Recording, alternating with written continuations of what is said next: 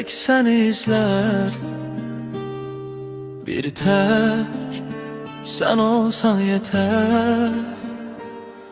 Kollar bir seni ister.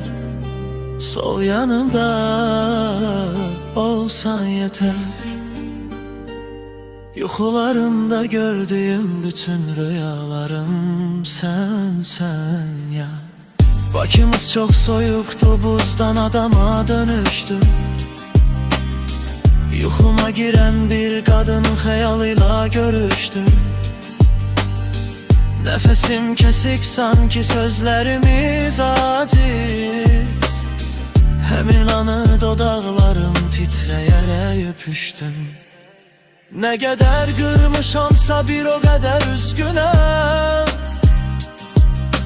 Farkında olmadığın birçok şeye küskünüm. Getirdiğin xoşbəxtliğim beraberdi hüznüne.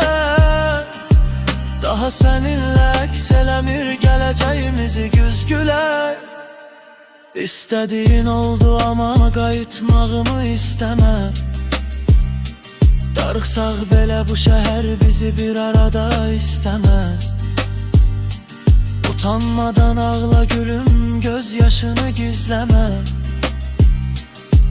Əgər hələ də sevirsənsə kabus kimi izləmə. Ne kadar sevdiğim hakkında heyif düz dedim. Belki de her şey düzeler diye birazca döz dedim. Gözündeydi sevgimize yoksa yanan gözün.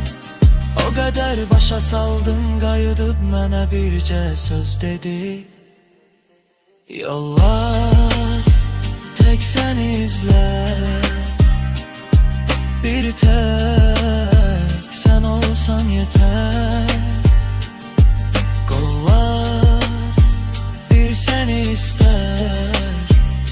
Sol yanımda olsan yeter. Yuxularımda gördüğüm bütün rüyalarım sen ya.